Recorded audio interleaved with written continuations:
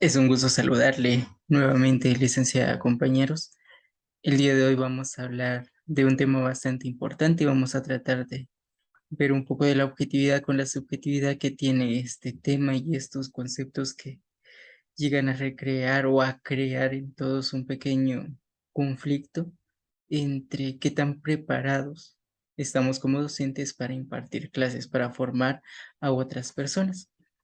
Es entonces que vamos a conocer el tema de formación docente como tal.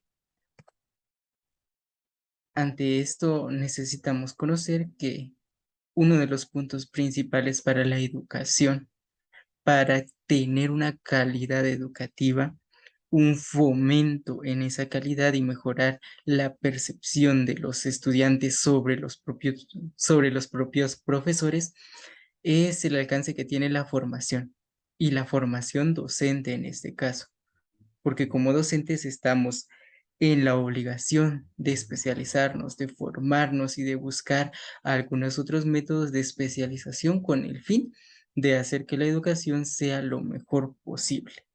Pero es conocido y es bien sabido que en el campo y en el contexto actual en Guatemala y durante mucho tiempo, este proceso de formación de los docentes no es muy bueno que se diga, porque hay varias controversias, especialmente en el sector público, que muchas veces están muy reacios a querer formarse, a querer especializarse o a querer dar más de sí.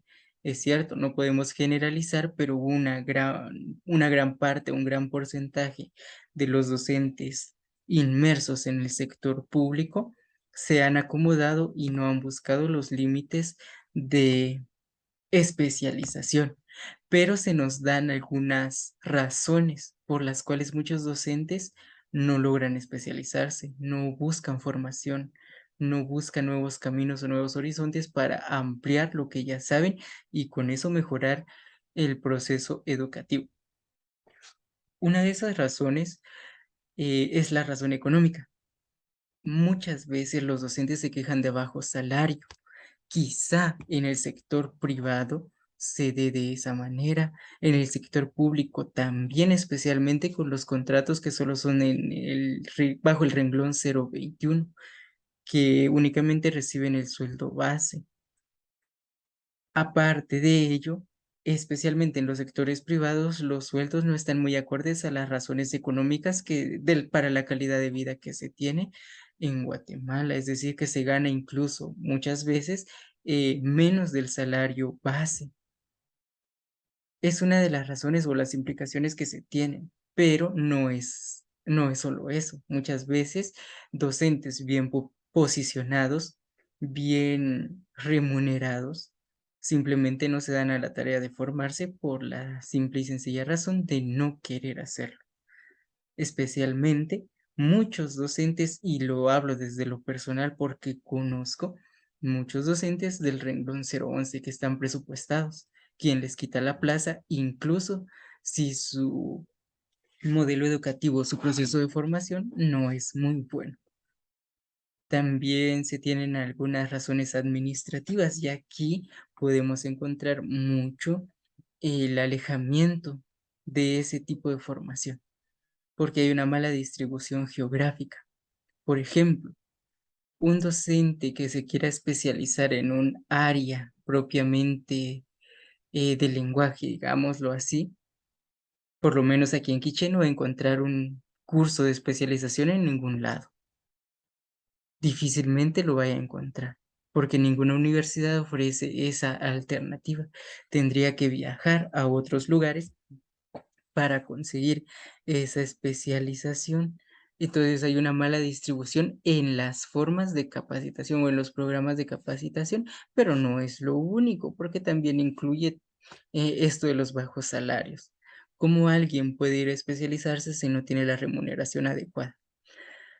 También se tiene una razón administrativa, que es la carencia de un sistema de promoción, es decir, promocionar, ampliar o subir de nivel entre los docentes, porque casi no se da eso y casi no se fomenta, al menos en Guatemala, el que un docente tenga doctorado, maestría, Muy cruel sonará, pero de nada le sirve, especialmente si el sistema político y el sistema educativo se ven tan inmersos en procesos de corrupción. Queda de lado entonces la especialización y la formación. Y también tenemos razones académicas. La mala formación de profesores, por dos lados. Docentes, maestros, doctores que no saben formar a profesores. Simple y sencillamente, entonces ya tenemos una carencia en todo el sistema que buscamos mejorar. Tenemos algunas características que son necesarias conocer para el proceso de formación de los docentes, porque esto se supone que se tendría que promover, se supone que tendría que influenciar la preparación docente y no colocarlo como un límite, sino como una base para mejorar ese desarrollo. Nos dice, al analizar establecimientos para la formación de docentes, se encuentra que una buena parte coinciden en ciertas características que influyen en la preparación de estos, sean buenos o sean malos. Uno de ellos es el poco desarrollo de las nuevas tecnologías de la información y comunicación. No se da el enfoque a la necesidad que existe hoy en día. Por lo menos, y lo hablo desde nuestra carrera, no se nos da un curso para utilizar, por ejemplo, la tecnología propiamente con nuestros estudiantes.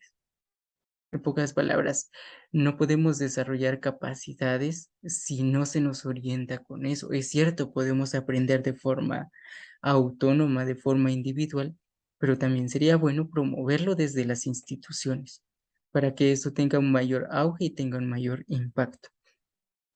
Se tiene un modelo de gestión dual, secretarías y centros de educación superior. Algunas veces estas secretarías influyen en los procesos de educación, sea para bien o sea para mal, pero siempre hay influencia. También la existencia de mecanismos de selección para el ingreso de estudiantes y docentes. En el caso de los estudiantes, las famosas pruebas de admisión. Muy personalmente lo veo como uno de los recursos necesarios para cualquier persona que desee estudiar pedagogía, porque es necesario tener a personas de calidad, enfocadas, con vocación, orientadas a mejorar la calidad educativa y con una preparación adecuada antes de ingresar y ser docentes. Pero es un poco controversial porque siempre va a haber discusión entre lo que es correcto, lo que no es correcto, lo que se piensa que es correcto y lo que se piensa que no es correcto. Se tiene también un mayor peso la formación metodológica sobre la formación científica. En la pedagogía hay algo interesante, y es que la mayor parte de docentes se fija únicamente en la formación guiada. Está bien porque las metodologías de de los diferentes modelos educativos lo permiten, nos hacen énfasis y nos hacen auge en que el estudiante es un mundo por construir y esas metodologías nos van a ayudar, pero dejamos de lado muchas veces el área científica. No se nos dan las pautas para la instrucción de despertar en los estudiantes la formación científica y nosotros como profesores ni siquiera tenemos la capacidad de despertar esa curiosidad científica, no metodológica, sino el crear, el experimentar. También llega a ser una limitante para la formación docente. Y también el poco desarrollo de los mecanismos de aseguramiento de la calidad. Muchas veces hemos escuchado que el ser docente es una de las carreras más importantes, pero las peores recompensadas, y esto quizás sea uno de los motivos por los que muchos docentes no se han querido preparar y no quieren prepararse en su formación. Pero a pesar de ello, se tienen documentos, se tienen pautas para la formación docente. Y acerca de eso tenemos la organización curricular propiamente, en donde tenemos la materia disciplinaria específica, por ejemplo, la historia, las matemáticas, el lenguaje, el cálculo, perdón, ciencias sociales, las naturales, las artes, incluso que llegan a ser disciplinas muy necesarias para la educación, pero que a veces nos orienta y no se nos forma en ellas. Las didácticas específicas o los métodos de enseñanza que también son parte de la organización curricular, el enseñar a los docentes que van a ir a compartir con sus estudiantes diferentes formas de enseñar, el ABP, el ABR, la EPC, un montón de modelos educativos, un montón de metodologías que se quedan rezagadas por no querer formarse y, e incluso por no tener la calidad de docentes para formar a los docentes en sí. También las materias pedagógicas como la filosofía de la educación, la pedagogía en sí para orientar directamente a la práctica de la enseñanza. Es decir, que todo va en escalones, el conocer de forma holística algunas disciplinas para ya luego enfocarse en los métodos, para luego enfocarse en las materias y de ahí llegar a la práctica de la enseñanza. Frente a todo esto han surgido varios programas de formación y no se puede decir que no hay formación docente porque sí la hay. El asunto es que muchas veces los docentes no quieren formarse.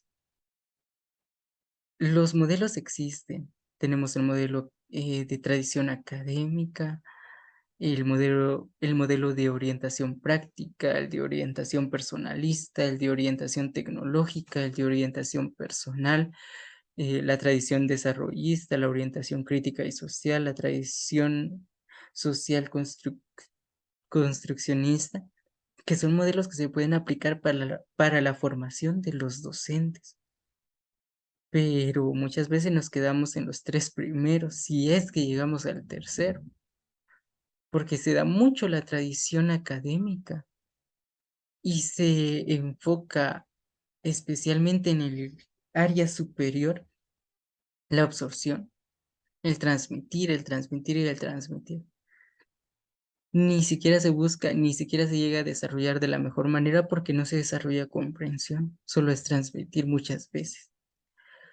La orientación práctica, en esto gracias a los avances sociales que se han tenido, pues ya va un poquito más enfatizada porque hay un poquito más de práctica, un poquito más de orientaciones, nuevas formas de evaluación que han permitido que la formación docente vaya avanzando, tal vez no a grandes rasgos, pero sí con una relativa grandeza.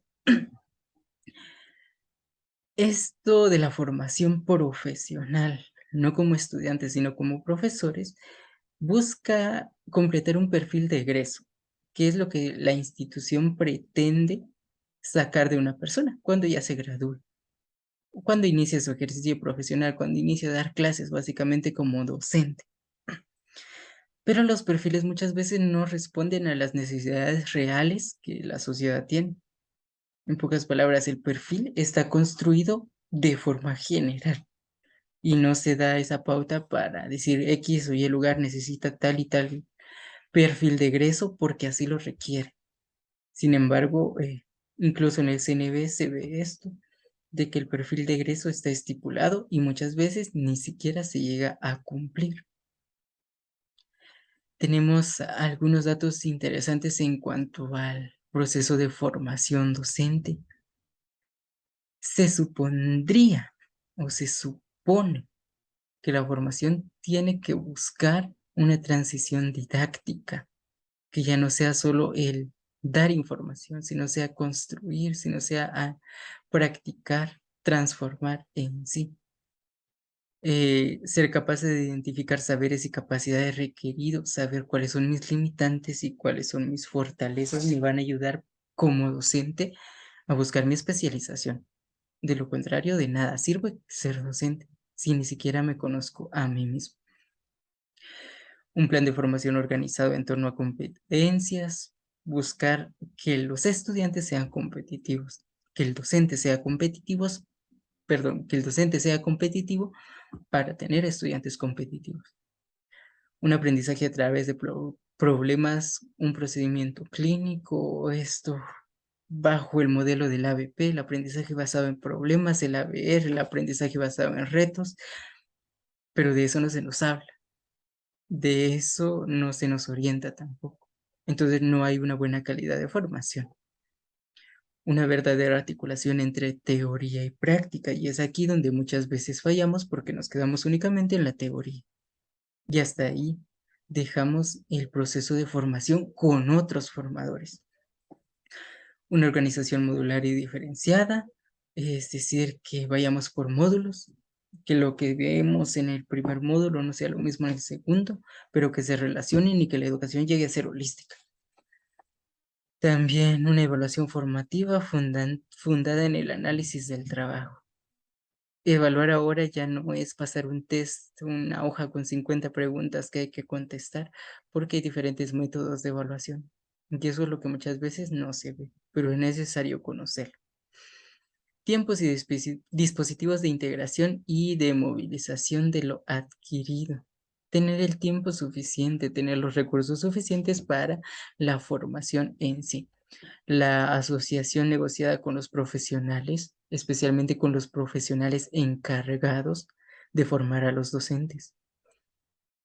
Y una selección de saberes favorables a su movilización en el trabajo. ¿Qué me va a servir a mí como docente? ¿Qué no me sirve como docente?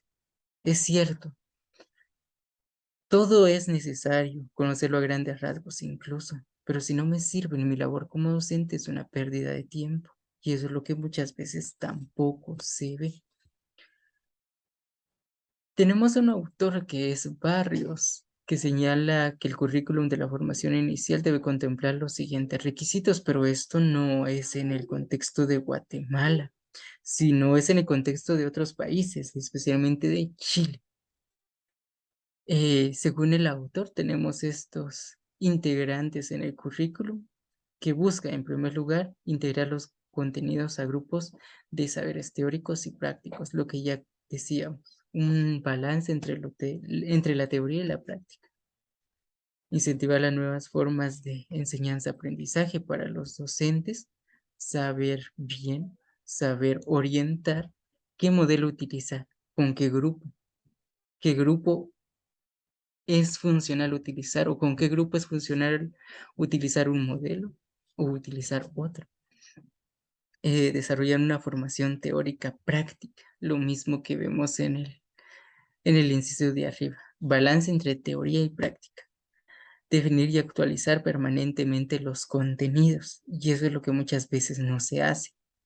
Hablo desde el área de ciencias naturales aquí en Guatemala. Primero y segundo básico se habla de la taxonomía, por ejemplo. Cuando la ciencia ha avanzado y la taxonomía ya llega a ser un tanto incierta, bueno, tal vez no inservible, pero ya un poco obsoleta, porque de ahora en adelante se está buscando que se enseñe la cladística, pero Guatemala no lo ha hecho. Su CNB no lo ha definido, no hay actualización de contenidos, ni siquiera por parte de las autoridades mayores. Tenemos también el desarrollar las capacidades de diseñar y estimular procesos de elaboración colectiva e individual. Hacer que yo pueda trabajar individualmente, pero también que pueda trabajar en equipo, cosa que tampoco se hace porque no se enseña a hacer eso. Desarrollar la capacidad de diseñar y elegir estrategias, tanto como docentes como estudiantes, de las dos formas, de los dos lados. Potenciar los procesos de práctica docente. Esto se está dando, al menos con la pandemia se dio de forma virtual, un tanto infuncional hasta cierto punto, pero el proceso de práctica siempre está. Definir y actualizar permanentemente los contenidos, lo que ya hablábamos. Eh, Siempre va a haber formación continua, siempre va a existir la formación. Que no la queramos ver es otro asunto, es otro análisis. Pero se tienen algunos criterios y esto es con el país de Chile, que lo tomamos porque Guatemala adopta también hasta el año 2013 un modelo en el que ya la formación docente pasa de ser el magisterio a ser propiamente universitario. En estos criterios tenemos desarrollar la capacidad de reflexión sobre la práctica pedagógica e institucional. Eso es para los docentes propiamente. Desarrollar las capacidades de trabajo colaborativo de los docentes al interior de las instituciones, que no exista ni prevalezca el individualismo, que se fomente el trabajo colaborativo, porque es mucho mejor. también apropiarse de elementos y enfoques teóricos para el análisis de su propia práctica pedagógica, y esto es lo que no se hace. Un docente difícilmente se va a autoevaluar, y si lo hace, solo va a hacer por compromiso, por llenar un papel que el ministerio da. Sí, es que lo da también. Entonces no hay apropiación de esto.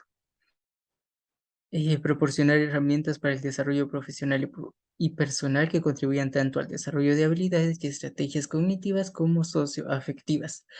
En la formación pedagógica se estudia psicología, pero se estudia la psicología para aplicarla con nuestros estudiantes y no para aplicarla con nosotros. Está bien, necesitamos conocer modelos pedagógicos que surgen, que han surgido, cómo funciona la mente y todo, pero si no somos capaces de controlarnos nosotros mismos, no tenemos la capacidad de mejorar esto. Para el año 2013, Guatemala da el cambio, un cambio muy controversial en la educación media, especialmente en el magisterio. Deja el magisterio de lado y fomenta el bachillerato en ciencias y letras con orientación propiamente en educación y crea el programa de formación inicial docente. Este programa de formación inicial estaba muy en discusión porque muchos sectores se oponían a esto, pero era necesario, a pesar de que hasta el momento es infuncional. Y el primer año, eh, desde la experiencia, fue un caos total.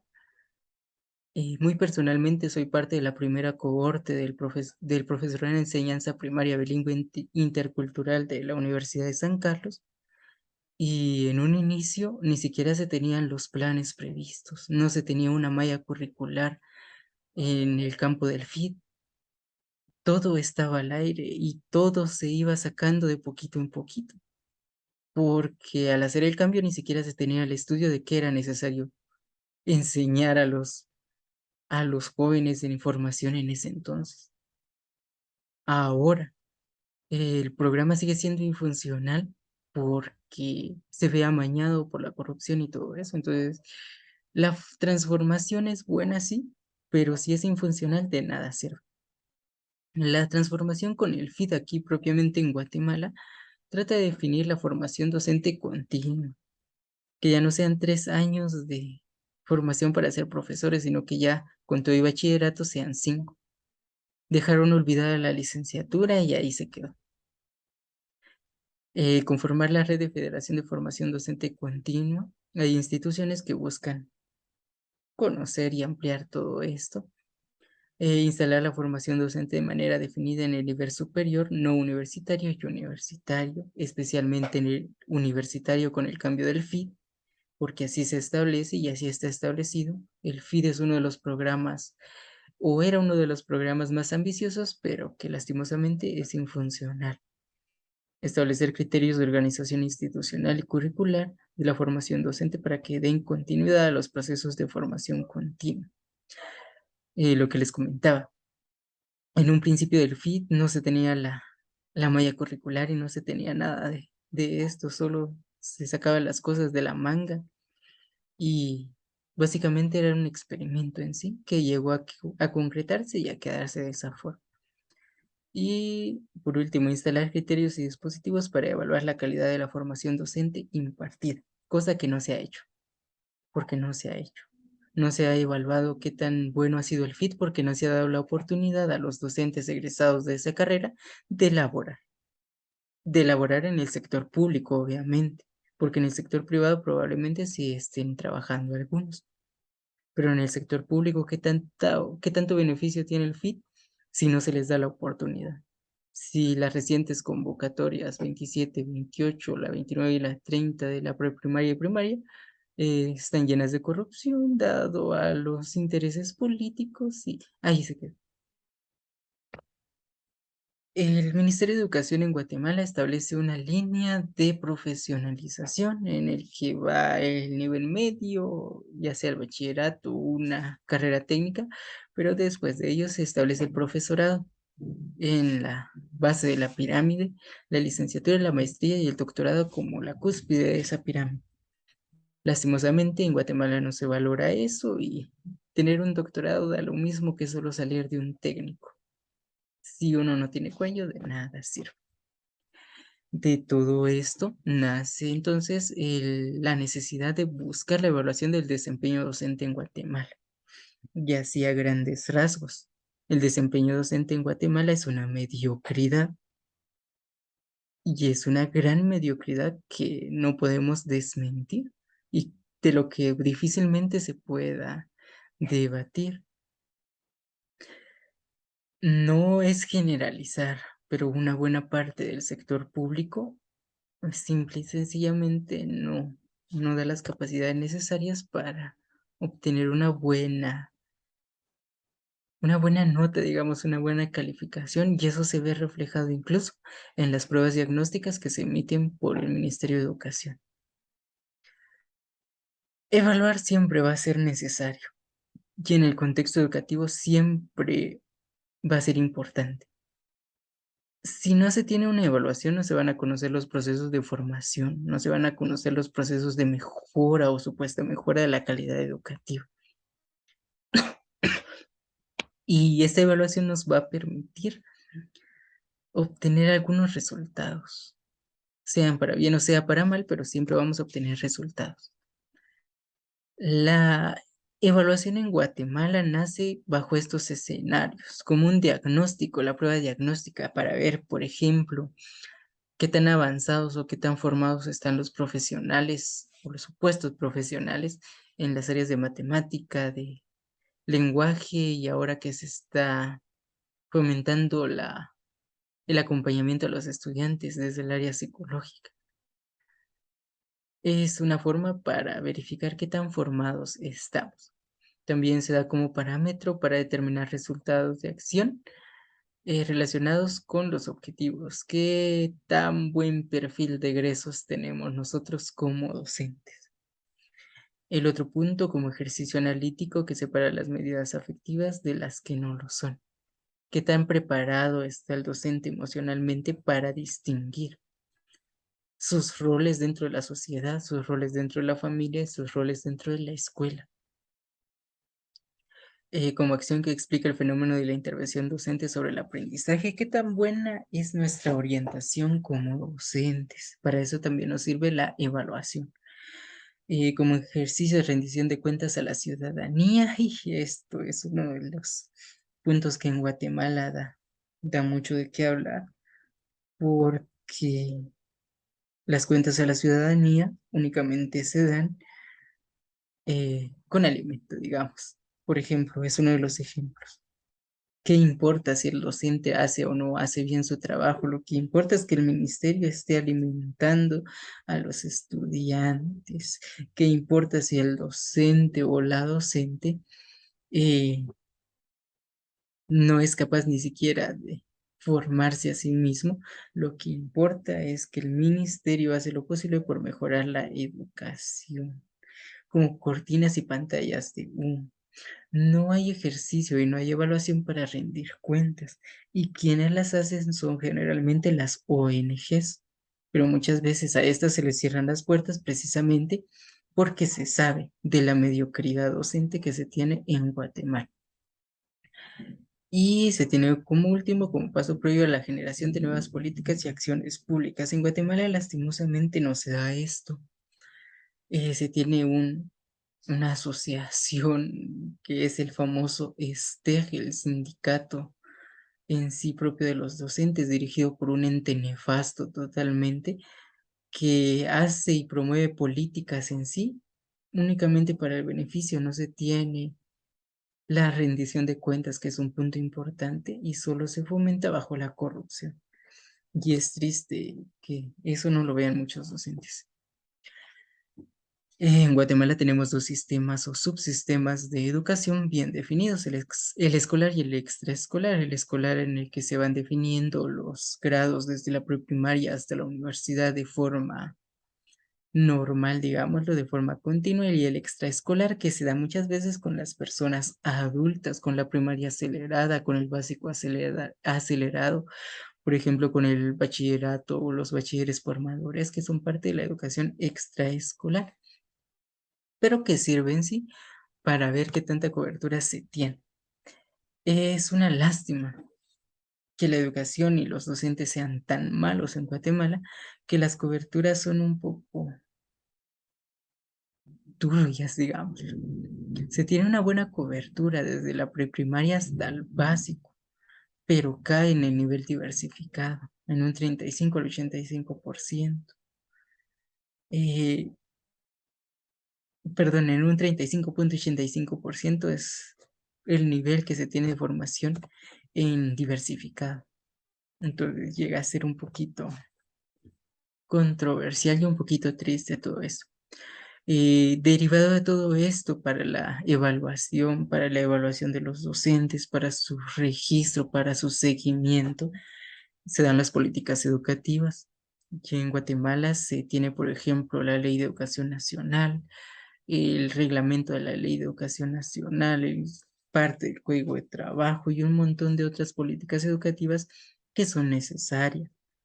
Todo esto gracias al Consejo Nacional de Educación, que siempre va a estar integrada por muchos sectores de la sociedad, siempre por obvias razones aprobados por el Ministerio de Educación.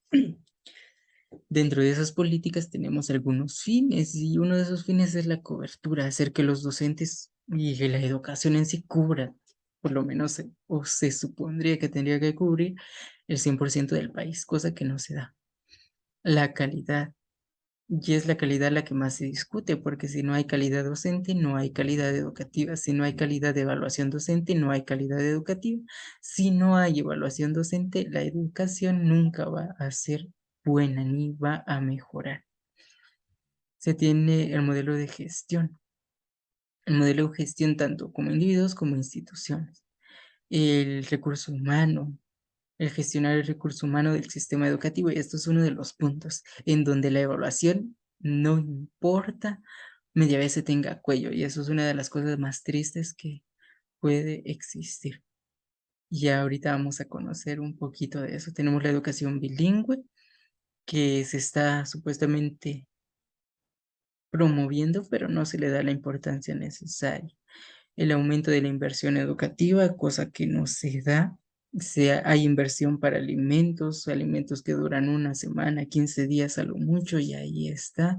No hay inversión en mejora de calidad educativa, no hay inversión en docentes aptos para la educación, no hay inversión para la estructura de muchos centros educativos. Eh, en pocas palabras, no se cumple con esto e incluso se viola la propia ley, porque se supone que se tendría que tener un 7% y Guatemala únicamente para educación destina el 2,5% del Producto Interno Bruto. Es decir, que no supera ni la mitad de la inversión. Equidad, cosa que tampoco se da, especialmente en las áreas rurales. No hay equidad en la formación. Y el fortalecimiento y la descentralización, cosa que se ha ido perdiendo por culpa de la corrupción. Con lo que hablábamos del recurso humano.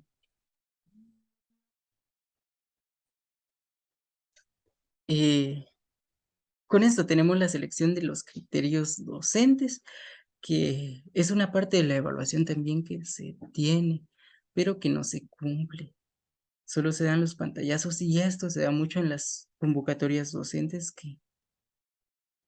que han habido. Tal vez en un momento no se amañaron tanto, pero por el momento y en las recientes convocatorias sí se da mucho el amañar la propia evaluación y el propio mérito que se ganan los docentes a pulso. Todos estos criterios forman parte de la evaluación propiamente. Todos estos son parte indispensable para evaluar la calidad o la supuesta calidad del docente para optar a un cargo dentro del sistema educativo, que como se mencionaba, lamentablemente no se toma muy en cuenta. Eh, Tenemos también algunos instrumentos que desempeñan o que buscan evaluar el desempeño de los docentes, y esto se da con integración en Guatemala por lo menos, como una propuesta, no como algo que se da, sino como una propuesta. Tenemos, por ejemplo, la observación de clases, al menos supervisores aquí en Guatemala muy difícilmente llegan a supervisar como deben hacerlo, porque la supervisión es solo ir a ver cómo está la escuela y ahí se quedó, no evalúan qué tan buen modelo pedagógico tienen los docentes, no se evalúa la capacidad de ellos, no se evalúa el sistema de relación inter o intrapersonal, no se evalúa la responsabilidad, la emocionalidad y ni siquiera se da cuestión en los resultados de la labor educativa. Entonces estos métodos y estos instrumentos llegan a ser obsoletos porque no se aplican tal como deben aplicarse. Se tiene una autoevaluación que en Guatemala es una lástima que se tenga gente tan mediocre que no sea capaz de autoevaluarse de forma crítica y que no tenga los criterios y la ética necesaria para ver propiamente sus errores. La encuesta de opiniones profesionales, tanto para los estudiantes como para la otra comunidad educativa o para la comunidad educativa, dejando a los profesores como el ente para evaluar los test proyectivos que buscan los resultados de la labor educativa, cosa que muy difícilmente se da. Los portafolios, que son la responsabilidad en el desempeño de sus funciones, el ejercicio de rendimiento profesional, que es la capacidad pedagógica que difícilmente se evalúa, las pruebas pedagógicas de lápiz y papel para los alumnos, qué tan buen resultado tiene esto, y son cosas que se pueden ir viendo. Al menos en Guatemala, muchos se forman o dicen que se forman únicamente por los incentivos económicos. Los docentes que tienen una constancia del dominio de un idioma maya tienen un incentivo por bilingüismo que asciende a los 200 quetzales. Es un incentivo relativamente poco, pero es un incentivo a fin de cuentas. Pero incluso no se llega a tener una evaluación sobre qué tan bueno es este proceso, sobre si se cumplen las normas de la educación bilingüe, porque no se hace. Y el programa de formación PADEP, que es al que muchos docentes se han inscrito, se han buscado formar únicamente porque se les da un incentivo económico, que son 700, 800 quetzales, pero que solo están por eso. No les importa el si forman nuevos conocimientos, el si buscan nuevas maneras de enseñar, de aprender, únicamente están por el dinero. Frente a todo esto, hay sectores que pueden organizarse para evaluar la educación, pero no se ha hecho. Y si se hace, muy difícilmente se llega a concretar. Pero estos actores pueden ser el sector magisterial, obviamente que se tiene que evaluar a sí mismo. Las ONGs que buscan la mejora de la calidad educativa, por ejemplo, Verde y Azul. Otras ONGs que ayudan mucho con esto de la educación y siempre van a formar parte de esto. Y también entran las universidades, por ejemplo, que tan bueno es el acompañamiento de la Universidad de San Carlos al sistema educativo. El sector de los pueblos indígenas, especialmente con la EBI, la educación bilingüe intercultural, se están promoviendo realmente los fines de la educación bilingüe o algo por el estilo. Y eso es parte de la evaluación. El sector de empresarios y grupos económicos, especialmente para ver en qué pueden meter las manos y amañar la educación, y los sectores vulnerables. Esos sectores vulnerables en los que no se toman muy en cuenta y muchas veces se dejan de lado, pero que gracias a los cambios sociales se ha tenido un mayor auge, los padres de familia, las madres, la diversidad sexual, las organizaciones que representan a personas con discapacidad, la discapacidad visual, la discapacidad auditiva, qué tan buena y qué tan incluyente es la educación si hay una persona sorda, si hay una persona muda, si hay una persona ciega, qué tan preparados están los docentes para recibir a este tipo de personas con alguna discapacidad, cosa que muy difícilmente vamos a encontrar, y precisamente porque se tienen barreras, unas barreras que van a impedir que la evaluación sea óptima. La primera barrera es del tipo subjetivo y es la resistencia del gremio. No se quieren evaluar, y me atrevo a decirlo, por miedo y por conocimiento de su propia mediocridad. Docentes que cometen un montón de faltas ortográficas, docentes que no son capaces de realizar una ecuación, docentes que ni siquiera conocen el contexto ambiental que los rodea. Es decir, que hay barreras subjetivas por la mediocridad propiamente del personal docente, no de todos, porque hay docentes que realmente se enmarcan en ello, hacen su labor tal y como debe ser, pero una buena parte sí, están incluidos en la mediocridad como tal. Y eso es parte de de la resistencia o de la barrera subjetiva. Y se puede ver con el líder sindical que se tiene, una persona nefasta en todo sentido. Tenemos también las barreras de tipo objetivo, que es una limitante, por ejemplo, el financiamiento, que no se le da la importancia ni el recurso económico necesario para evaluar. Sin dinero, sin plata, no se puede hacer mayor cosa y tampoco se tiene la capacidad de implementación, porque tendríamos que evaluar a todos. Y Guatemala no cuenta con ese sistema ni con ese fomento para evaluar, porque no se le da la inversión necesaria. Es con todo esto que tenemos dos puntos. El punto principal es que todo docente se tiene que evaluar, se tiene que formar. Y es en la formación en lo que tratamos de ahondar, porque todos los docentes sí o sí tendrían que formarse todos los años. Y no porque su director, no porque el CTA, no porque un ministro los obligue, sino porque tienen la responsabilidad.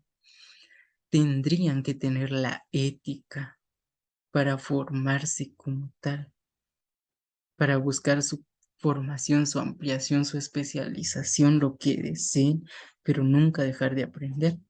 Porque el docente que deja de aprender porque se acomodó en un puesto, eh, deja de servir como docente.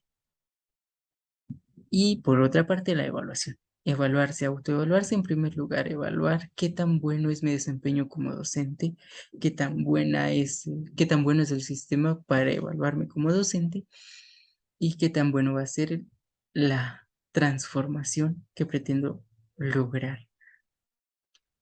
Esto sería todo lo que podemos compartir con este tema. Muchas gracias y buen día.